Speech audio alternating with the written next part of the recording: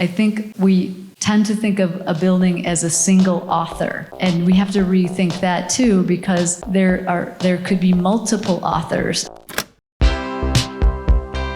Hey all, what's going on? This is Chicago Humanities Tapes, the audio extension of the live Chicago Humanities Spring and Fall Festivals. I'm Elisa Rosenthal, and today we're bringing you architect and MacArthur Fellow Jeanne Gang. As the founding partner of architecture and urban design practice Studio Gang, Jeanne and her firm are known for designing the 82-story Aqua Tower on Chicago's skyline and the St. Regis Chicago. In today's program, you'll hear Jeanne discuss her latest book, The Art of Architectural Grafting, where she digs into how the horticultural practice of grafting, joining a new plant to an older one so they can grow and thrive as one, inspires a fresh paradigm for sustainable design. Then you'll hear her joined by Lee Bey, an editorial writer and architecture critic for the Chicago Sun-Times, as they chat through Chicago's contemporary architecture problems and promises. For more information on our speakers, head to the show notes or check out chicagohumanities.org, where you'll also find ticket information on all our upcoming live Fall 2024 events. Tickets are on sale now for Connie Chung, Richard Powers, Joan Baez, and so much more. This is Jeanne Gang and Lee Bey at the stunning and cavernous First United Methodist Church at the Chicago Temple in spring 2024.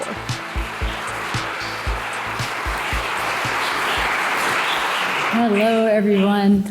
Thank you so much. I'm happy to be here tonight and excited to talk with Lee in a bit. So what I wanted to do is just to start with presenting a little bit about the way that this book came about. So by going through a couple of old projects and ideas that led to the introduction of this project. So I'm happy to be here tonight with my team. So hello, studio. I have a lot of people here.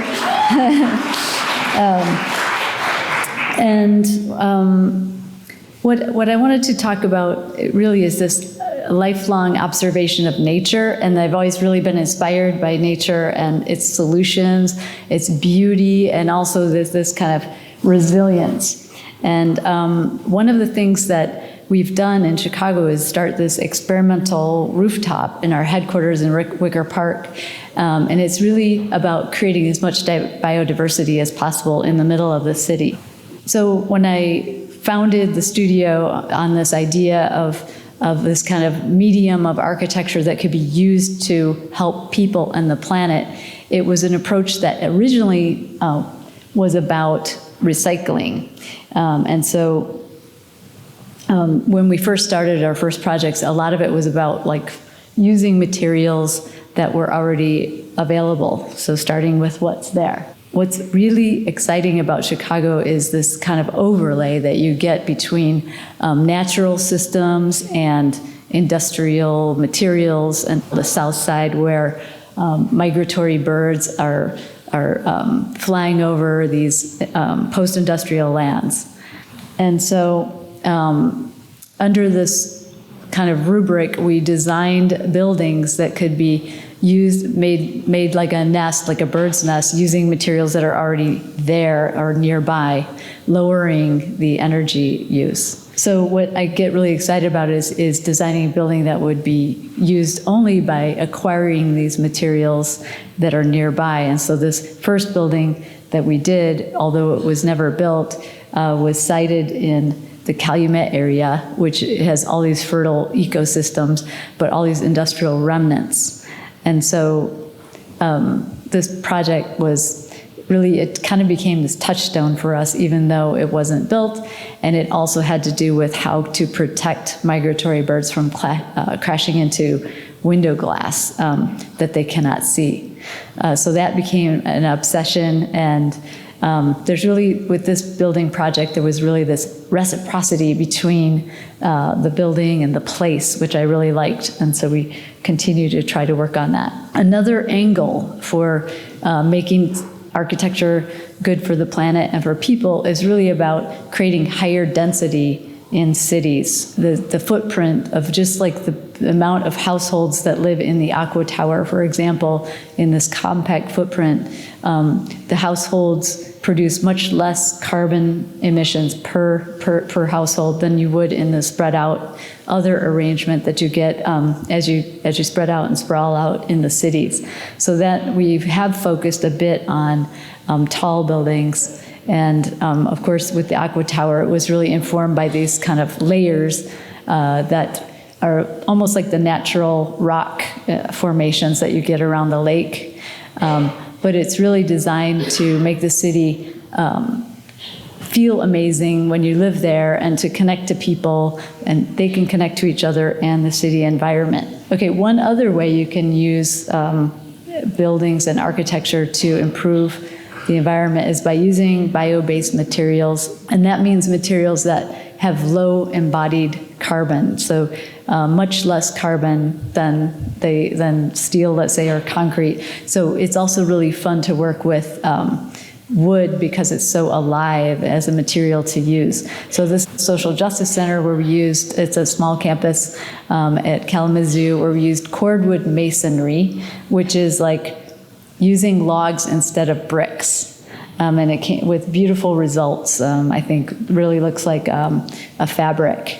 And then it's also embodying this kind of social justice ethos for the building. Building with wood can scale up too, because now we have many new materials that are allowing us to just substitute out wood slabs, let's say, for steel slabs.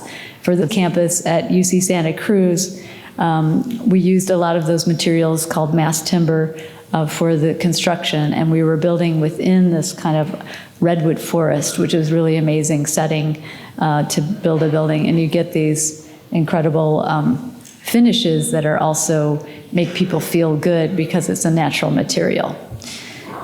So this really brings me to the reason why I wanted to start talking about renovation and reuse, because it's kind of obvious that to be good for the environment and use less energy, it really makes sense to use buildings that are already there.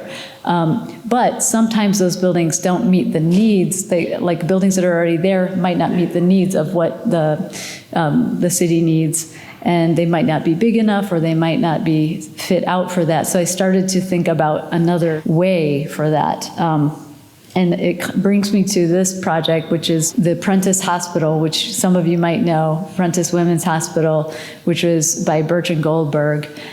It was kind of an obvious way to reuse this building and to save, I think save something like 50 to 75% of the carbon emissions.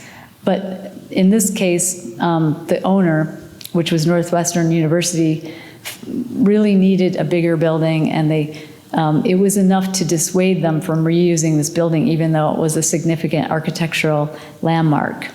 And so what happened was, if you don't remember, we had a big fight to try to save it, but the alderman ultimately said that he didn't want to tear down the building, but he was remaining open to suggestions, and he said, "Believe me, if there's a eureka moment, I'm all ears."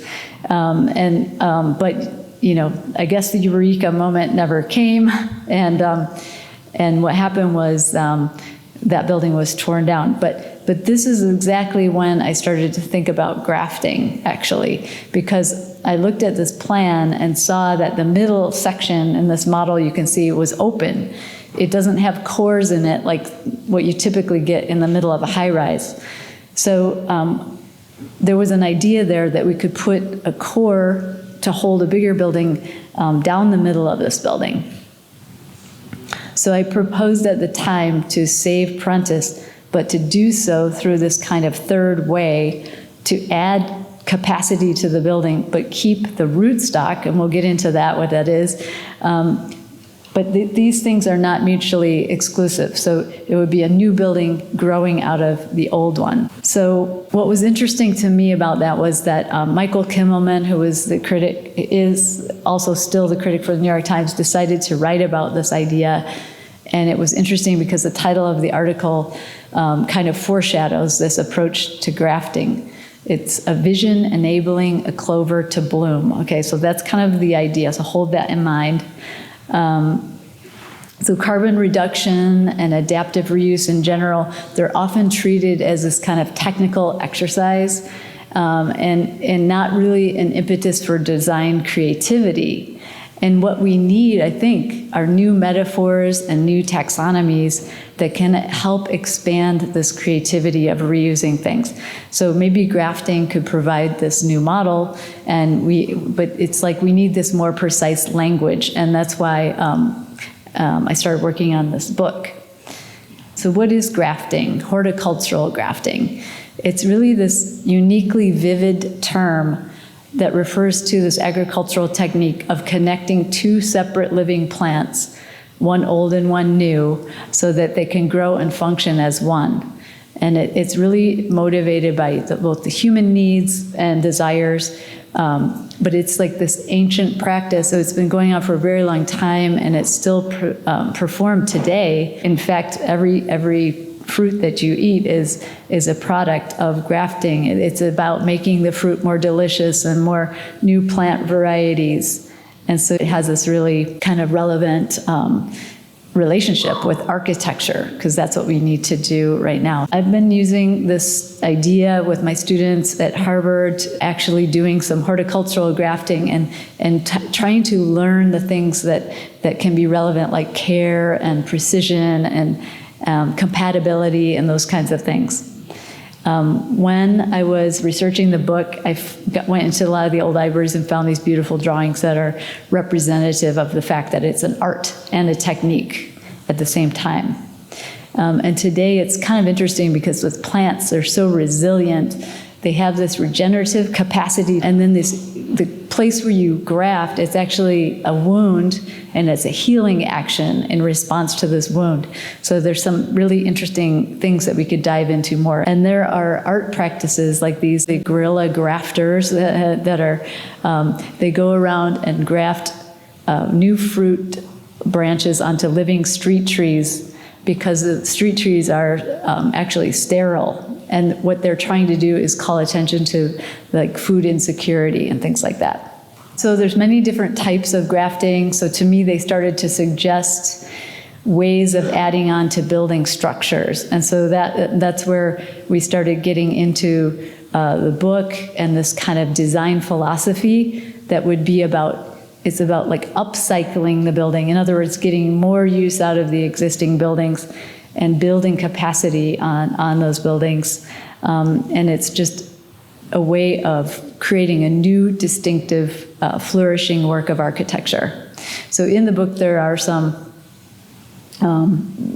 like rules, not rules, but it's really like some things I've observed about how they can work together. So I just want to go over a couple projects that show what I mean. We recently finished the Arkansas Museum of Fine Art, which was a conglomeration of many, many different additions over time in Little Rock.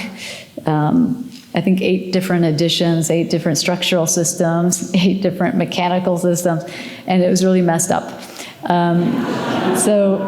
But the original building was this 1937 Deco building, which was but it was actually buried deep inside all of the additions.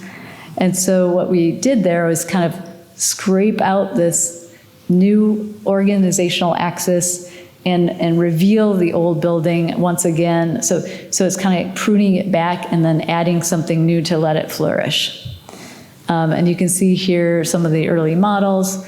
And like I said, this was completed less than a year ago, and it's really been a boost to allow the museum to live on. It's like giving it a new lease on life. As well, the Gilder Center at American Museum of Natural History, we had some kind of almost similar situation with, I don't know if you've ever been there, but it's like Night of the Museum was filmed, about this place.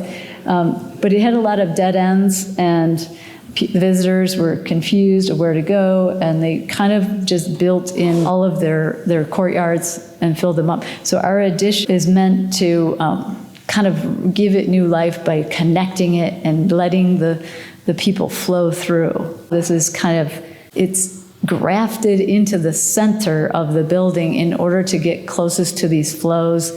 And we created something like 30 new connections for people to move through the space. And then it's something new, but it is in dialogue with what's already there. And I can explain that by showing you that the green, that strange form in the center is really a structure, almost like a natural structure that holds the new floors. And then you can see how they line up with the other floors that are not green on either side and really bring people together in that central space. So this building is all about, it has many classrooms, and it's really about, connecting people to nature in new ways. And it reminded us of this flow that you get in natural landscapes and connectivity. And if you got really small, this could be like, the course, like water coursing through a plant as well. You have this desire for movement. And so for people, they can connect through and not have any dead ends. And bring in natural light, and all of this had to sit on existing foundations. It's a structure made out of shotcrete that uses no formwork, and it rests on existing foundations. So here in the library, there's a column that goes all the way down to the base. So in terms of grafting, I think it's interesting to look at the facades. On the upper register is on the Central Park West facade, with a neoclassical entry, and the new facade, which it is in dialogue with that older facade. It's not replicating it, but there is some kind of reciprocity between the old and the new, which I think is what helps make it work. So it's pretty, but it's also the same material as the Central Park West facade. So there's connection, there's dialogue, but something new to help the building survive.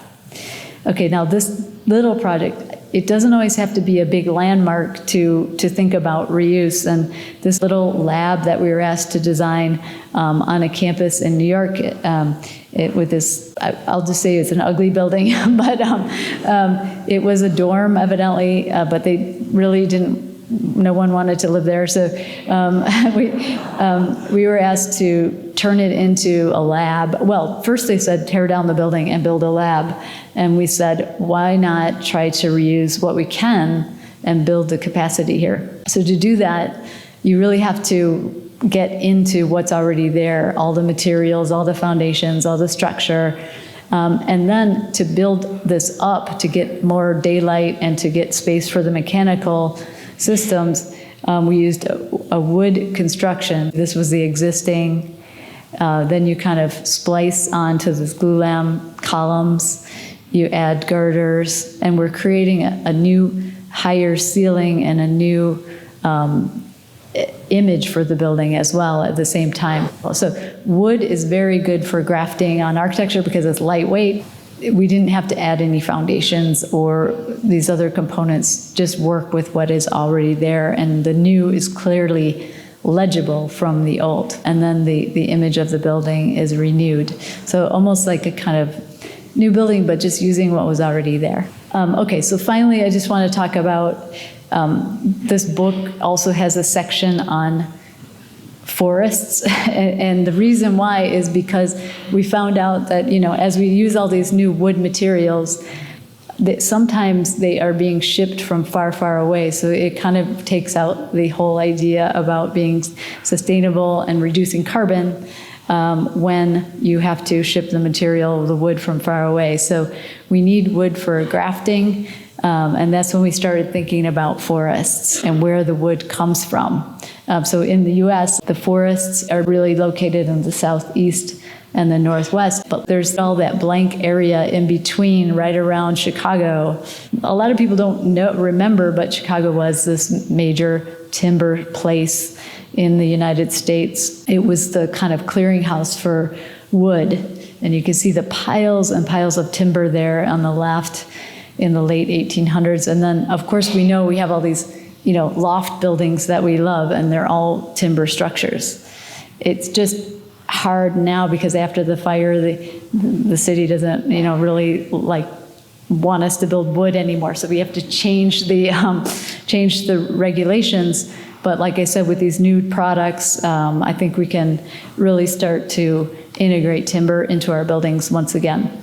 So what fascinated me with this realization is just that I love this region, and the 20% of all fresh water is from the Great Lakes, and then we have all these polluted sites that are unusable from Calumet and all around. So it's really this kind of rust belt that is unused lands or underutilized lands. So the book kind of also looks at redesigning the forest. Forests are very they're all different, and they are a living system.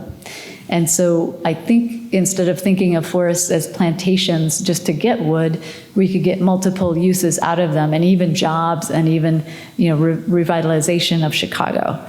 So I start to look at what the polluted areas are, the brownfields, for example, and we do have this one CLT plant there on the left, which is a mass timber production, but they make mats for trucks to drive on. So we want to shift and start producing building materials, and I think we can start to imagine what the city could look like starting with a few pilots, designing forests that have benefits, multiple benefits, and in the next decade start growing this green timber industry, where there would be new jobs and kind of create a resilient ecosystem. So I just want to end with this image. This is like a classic image from architecture school.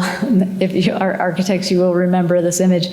But it's the essays on architecture, and it's always thought of as kind of the beginning of modernity and modern thinking, with Lauger's image, where he was actually saying that there is an essence to architecture, and so.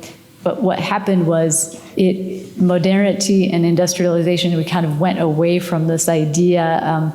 Lauger himself went and reimagined this idea in a more technical way. And so we, after 250 years, we've been thinking that we're separate from nature. And so we never thought of, how architecture and animals and all of us are kin, and plants as well. And so now we're at this pivotal moment where we have to rethink our relationship with nature and no longer think of it as separate. So if you look closely at this image, what I found was amazing is it actually looks like architectural grafting. So thank you very much.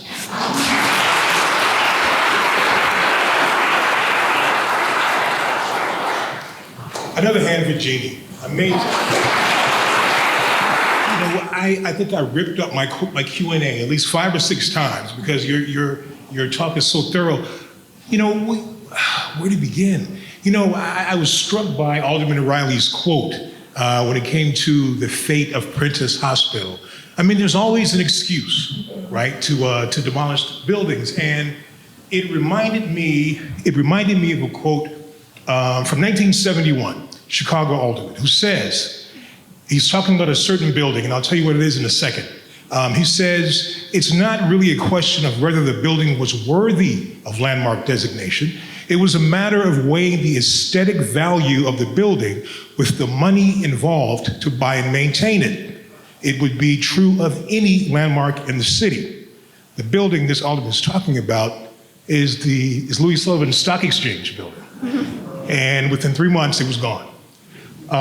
So we're in a way, we're fighting the same battle, but you're showing us a different way. Talk about that.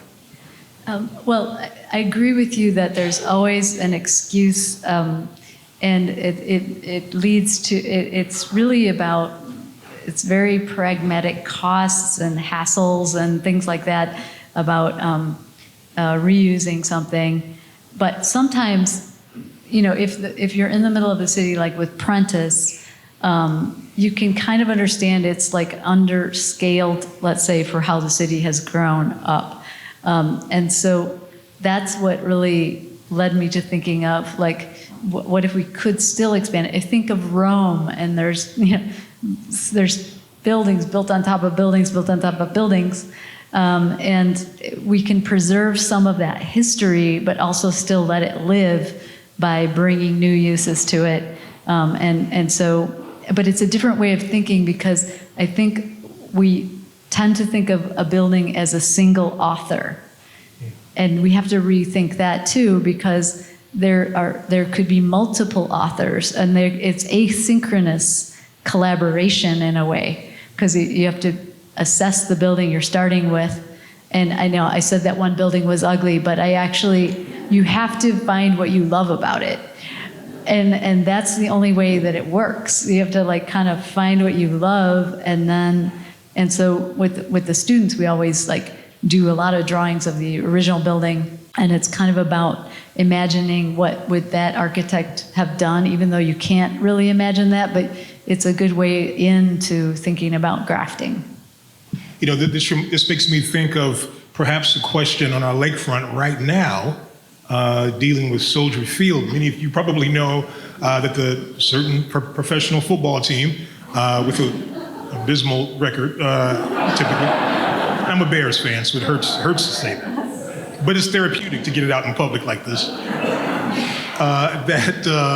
They want to build a stadium on the lake next to the one that you've already got, a dome stadium, which obviously is going to be larger. So in a way, two questions in that. The current Soldier Field, which was added to 20 years ago already, is that an example, good or bad, of architectural grafting?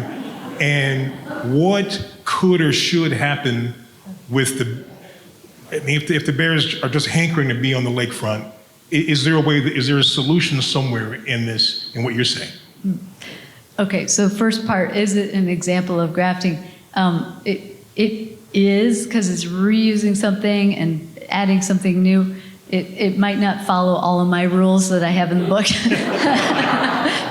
But it brought new life. Look at how long we've been able to use the stadium, when I think wasn't it the same argument before, like they were gonna leave, and so they got this new, so it breathed new life into the structure and the city for that matter for a number of years. And I think it would be worth analyzing if it could be expanded again. I mean, it did already lose its historic building status, and nobody wants to see Soldier Field, the colonnades, go away. So, but maybe there would be at least it should be looked at, not just say it doesn't work. And so then that would be in place of the domed. I'm trying to find the right word. A solution. Well, yes. I don't know what their new solution is, but it seems like it seems a bit wasteful, let's just say, to like tear down a stadium or even leave it there and build another one right next to it. Like it just seems like a waste, especially in this time. Reason why is that because I didn't go into this, but between we really have to save embodied carbon. There's two types of carbon emissions. There's, the operational carbon, which is like the heating you use, the air conditioning you use, and if the building is good at, insulating. And we've done a lot with that, and we've made big gains in that. But then there's the embodied carbon, so that's the thing that we really need to drill down on now, which is all the energy that goes into making the materials that go into the building and all the shipping and all the things that, those are the things that we really need to reduce at this moment in this climate emergency that we're in. And so that's why, I mean, if energy and climate were no issue and it was, then you would have the issue of the lakefront, okay, but if they were not an issue, then it might be a different story, but it is an issue. So it bothers me. Me and you both, really, it really does. in some way, you're pushing against this novel idea is rubbing up against a couple of sort of age-old things here in Chicago, but also nationally and internationally, which is this sense of obsolescence, that a building is too old, tear it down. We heard that throughout the 60s. We heard it with President's Northwestern. We'll hear it probably before the week is out. Next week is out with something or another. And we were talking about obsolescence and how that was kind of almost an invented term, invented here in Chicago, actually. But talk about how this pushes against that in some way. Yeah, because, I mean, obsolescence, you know what it is like when it comes to little technical devices, you know, one doesn't work anymore and you need to, so you have to shift to the next technology. But buildings are not like that. I mean, look at the building we're sitting in right now. They last longer than iPods and all of those things. But what happened was it was an invented term in order to help. The thing about obsolescence is if you build a building right next door to this building and it has newer features, maybe all the renters are going to want to go to that building. So what it really describes when it comes to buildings is there's a newer one next door and that one's going to get all the people. So we need to, you know, kind of write off this building so that we can build another new one. So it's about taxes and it was an invented taxing way, ledgers that would help to devalue the buildings so that you could then tear them down. But, you know, frankly, that was a very shocking thing to people, like in the 1920s when, like, buildings that had just gone up were suddenly being torn down. So there was, like, this kind of unease about it on the public's part. So that's why obsolescence was a way to describe the reason you have to tear that down is because of this and this and this. But they're kind of, it's artificial reasons. It's not the building is not worn out, and it you know, so that part is really interesting, and that's a great book by Daniel Abramson called Obsolescence that really does a good job of explaining that if you're interested. You know, it really is a good book. Again, Obsolescence. He talks about how what's now BOMA, the Building Owners and Managers Association, and other groups kind of created this idea, and that as a result, and this, you know, this gets at what you're talking about, how these kind of calculations, cynical as they may be, they put buildings at risk. Mm-hmm. So you had the Holberg and Roche's Tacoma building and others, just one after another come down. It makes me think a bit about what you just mentioned. It makes me think a bit about LaSalle Street, here downtown, the LaSalle Street financial corridor, where the new buildings along the river, gleaming, beautiful buildings, and law firms, financial institutions, the places that made LaSalle Street are so decamping and ending up there. Yeah. And what do you do with the buildings? The city has a solution on the table with converting them to housing, but what do you think about that, and what might be added to that? Well, yeah, I think those buildings could be reused, and we should be open to thinking about adding onto them to give them the features that people want in their workspaces today, which is, maybe they need some floors with higher ceilings, maybe they need more amenities, but those are things that could be added onto these buildings in interesting ways, and then you would have this new work of architecture that would be, it wouldn't be a pristine, historically renovated building, it would be something new. But that's where we are right now. I think we need to have new ways to think about these things. I wonder if you're also fighting against the power of the blank slate or the cleared site. Particularly in Chicago, the urban renewal and other things, there's a power, political, economic, behind the idea of just raking a site clean and starting anew. Again, you're showing us a different way. Yeah, that's kind of like a good example of urban strategies that were coming from modernism, like tabula rasa, and those are no longer really valid either. And we should see what's there, take stock, and work with it. That way, you kind of preserve some of the history, but also the lives, the people that have lived in a place, and kind of try to transform, starting with what's already there. I think about Herb Greenwald and Mies, for example. Finding the right client. How important is that in this kind of work? Finding the right client who gets this. And are there many out there, do you think? Yeah. Well, I think I just want to tell you the contrasting example, because our office, we also work in Europe and have an office in Paris. And a lot of the architects that I know, colleagues in Paris, they're really hamstrung by not tearing anything down, and they are feeling like what's going to happen, the city can't grow. And so they have the opposite extreme problem. But that's what's funny about grafting, because it kind of applies to both situations. Like it's showing a way to live, for the city to live, by adding onto it and grafting onto it. But so I think in both markets, they're not yet ready for this. So we need to, show how it can be compelling, and also it would help to have some policy around it, I guess.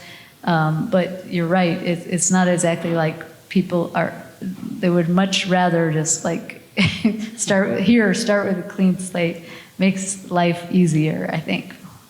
One of the projects that in the book, and by the way, please get the book because it's fascinating, absolutely fascinating. You talk about a concept in Cicero, working class, largely Latino suburb to the west of us, just south of Oak Park a bit, and you talk about the garden and the machine, which of course made me think of Leo Marx's The Machine and the Garden from '64, and how those two compare. Talk about that Cicero idea and how it compares to what Marx. Yeah, that was another one that kind of on the way up to this grafting concept, because we have there was a lot of foreclosure in Cicero, and there was a lot of vacancy and abandonment, especially with the factory fabrics.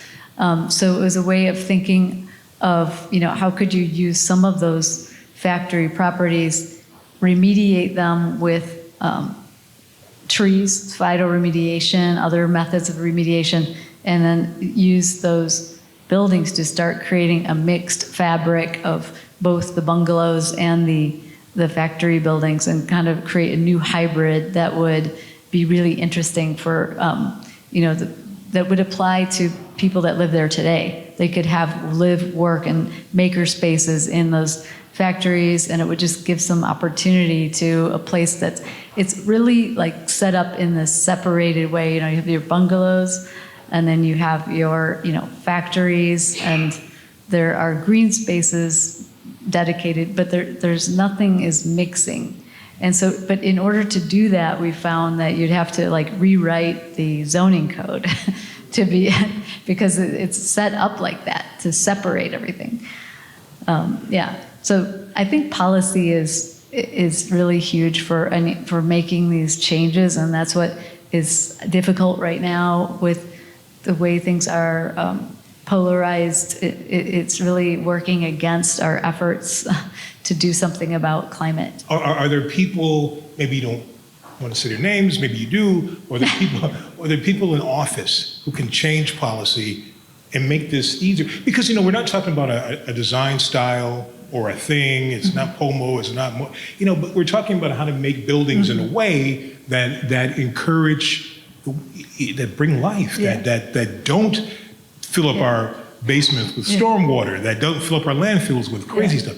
I mean, so there's a real seriousness to this. Who do you want to get in a room with you to talk about it? Yeah, I think it's about creating incentives, that which would give developers or building owners, benefits if they reuse the building, certain percentage of the building, or so that's kind of a basic, thing that would help it a lot.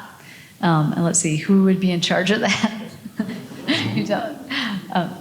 A mayor, certainly. Mayor. Yeah. Mayor would be good. But you will always have lobbies against those. People like to keep things the same way that they are, and they're mobilized to do that. So we need a few champions and a cool building that breaks through the negativity to be a shining example of what this could be. Because that flat table is political as well. It's easier to do it that way, easier to do it the way we've been doing it. But it's time to shake things up a bit, you're saying. Yes, I think we gotta, we gotta find new ways to reduce the construction. It's a huge amount of the carbon emissions, but there's also other aspects to it, of course, like how communities are tied to the fabric, and so I think there's many different scales that this could be useful for. I think we got about 10 minutes left. Can we shift gears a little bit? I want to ask about the process of writing a book. I've only done one. This is number 3. What do you put into it? Talk about the process of doing a book like this, or any book that you've done. Yeah, this one's kind of more. It's like because of teaching, and I teach at the GSD and teach students, and I started trying to challenge them. Actually, it started with thinking about adding on to brutalist buildings, because brutalist buildings they used to be loathed by everyone except for architects. But now, because they're kind of on Instagram, people are starting to like them again. But those are often buildings that are difficult to reuse. So I was trying to get challenges to the students, and so all the studios were about this kind of reuse, and then it started to, in teaching, oftentimes you're doing more research and you're doing more theoretical research about what is the history of this process and so on. So that gave me a lot of good information, and started to create new ideas about how this could be transformed into a building operation as opposed to a horticultural practice, which is so fascinating. And then I started to meet various people writing in this space. One of them I recently did an event with in Paris, Emmanuel Cochia, who did a book called The Life of Plants, which is very good. And he talks about how, plants, how they actually produce the conditions for us to live. And it's quite a good book. And so these conversations start happening. And what happened with this book is there were too many subjects.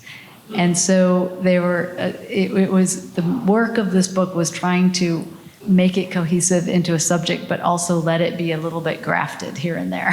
So there's some personal reflections in there, and there's this idea of the forest, but they come together around this idea.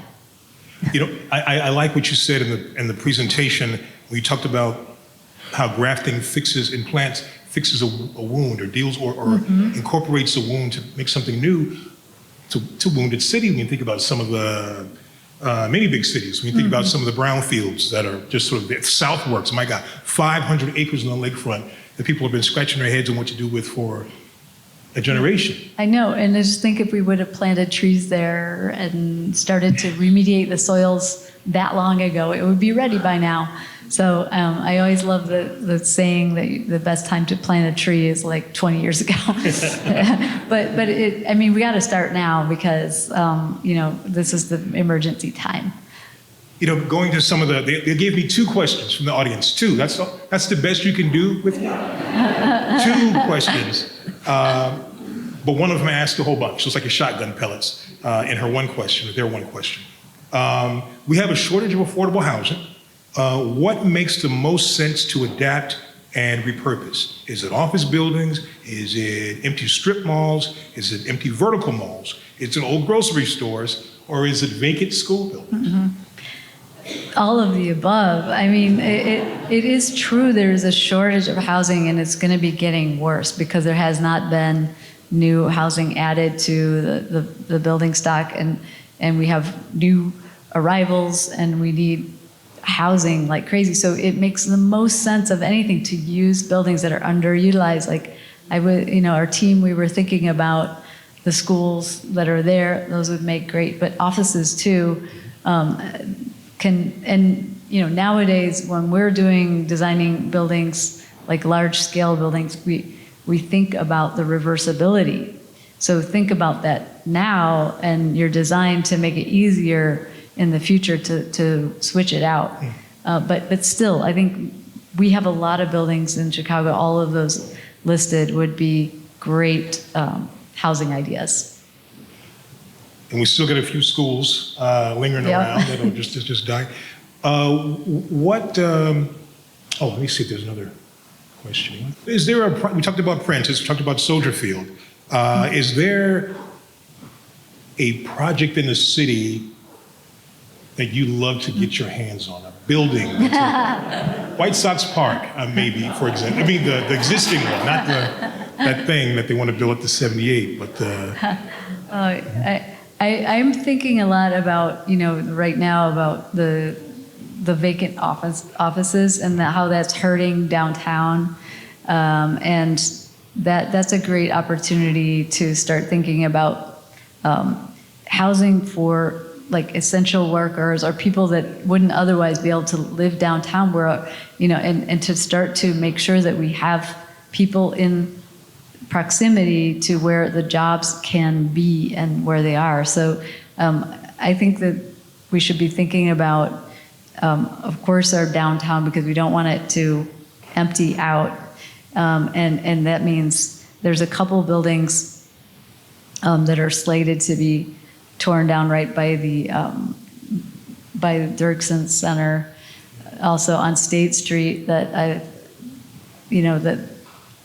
I've heard are going to be taken away, but those would be great buildings for some housing as well. Even if they haven't been lived in for a while, they would have to be checked, but all of that is possible. This is a good idea, and readers of the Sun-Times and their architecture critic probably know that it's the Century and Consumers building, yes, right there at Adams and State, bought by the federal government, I don't know, almost 20 years ago thereabout. But now they want to demolish them to build a safety plaza for the Dirksen Federal buildings. The judges and the federal law enforcement are upset about this. The city does not want this to happen. And Senator Dick Durbin, and this is not to throw you shame, he appropriated $54 million to the demolition when there's an idea that you could take that earmark back and appropriate $54 million for their renovation and have a lot better product. No. Yeah. Other places, Century and Consumers building, maybe, transit, rivers, things that you think that maybe this could apply to improve. One thing that we looked at with the studio is there's a lot of these small anonymous banks all over the place, and banks are not, it's all going digital, so those would be, and they're really distributed throughout the city, all different kinds of architecture, good and bad, but think maybe there would be a nice project to think about, what use could a bank be, especially with its distribution so evenly throughout the city. Could be really great place to, even if it's only short-term use for community or for vital meeting spaces that people need, but those would be, I think they're everywhere. I've seen banks going out of business everywhere, and they're a lot of times they're actually little brutalist buildings. Sometimes, like in Pullman, and those would be a really great building to kind of reactivate. Pullman is a great one. There's a U.S. Bank building. Many of you know if you've been on the Bishop Ford at 111th Street. It looks like there was a skyscraper race downtown, and this one is coming in last. It's something like 200 feet tall almost, and it's just sort of there, and it's largely empty. And some of the beautiful views, you can look downtown from Absolutely. the top floors. And you could go play golf at Harborside. You sure could. It's got it all. No, but that building was reclad at one point. It was. But it didn't, but maybe that building needs like to bust out and have some balconies or something like that. For it. For it. Well, good. Well, I think we are at our end. Give Jeannie a big hand.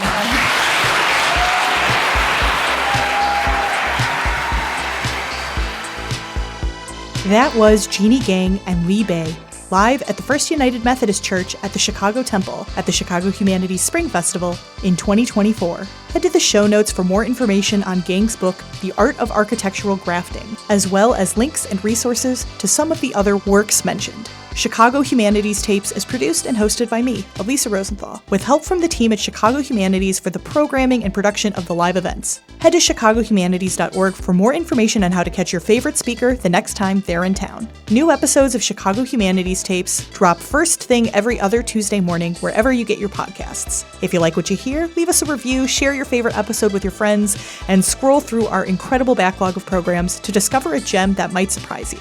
We'll be back in 2 weeks with an exclusive interview. Author and poet Kaveh Akbar swings by the Chicago Humanities Tape studio to chat with me about his book, Martyr, which was just announced as being on the 2024 National Book Award for Fiction longlist, as well as a preview of his October 26th live event at Northwestern University with author John Green.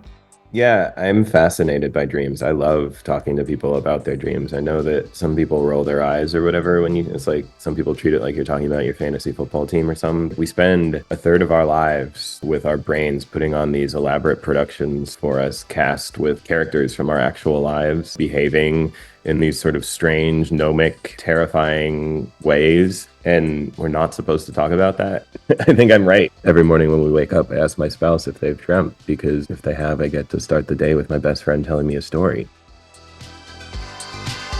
Thanks for listening. And in the meantime, stay human.